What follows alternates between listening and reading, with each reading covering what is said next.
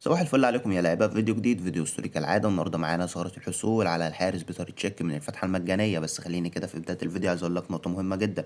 لازم تكون محمل التطبيق اللي بيزود معانا نسبه الحظ اثناء تفتح الباكجات. والتطبيق ده هكون دلوقتي سايبه لك تحت في الكومنتات المثبته. وكمان لو انت معرفتش تحمل التطبيق ده برضه هكون سايب لك دلوقتي تحت في الكومنتات المثبته رابط التحميل بكل حاجه بالتفصيل بالشرح بتاع الفيديو ازاي تقدر تحمل التطبيق. بعد ما انت بتحمله تقدر تشغله على السيرفر الفرنسي او السيرفر الياباني، لان ديت اكبر السيرفرات اللي بتزود معانا نسبه الحظ اثناء تفتيح الباكجات. وبعد كده تعالى طبق معانا الثغره ديت.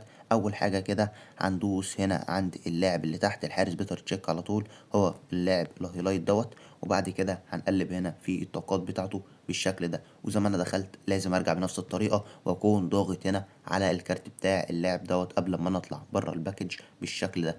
بعد كده هنيجي هنا عند الحارس بيتر تشيك وهنقلب في الطاقات بتاعته على التأثيرات والشروط بالتفاصيل بتاعتنا. تمام. وبنرجع بنفس الطريقة. لازم برضو هنا أكون ضاغط على الكارت بتاعه. نقطة الضغط دي نقطة مهمة جدا.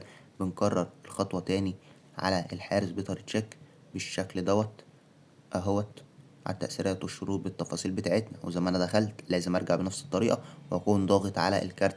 لو انت عملت في الخطوات بتاعت الثغرة دي ونسيت تضغط على الكارت انت كده بوظتها. بتضطر انك انت بتقفل اللعبة وترسترها من اول وجديد وتخش تطبق من اول وجديد. تمام.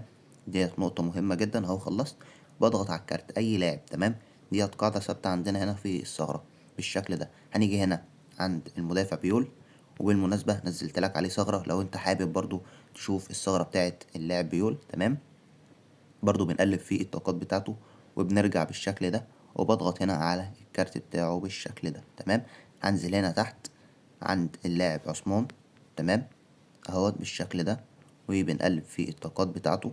وبعد كده بنرجع بالطريقة ديت. زي ما دخلت لازم ارجع وبرضو اضغط هنا على الكارت زي ما اتفقت معاك.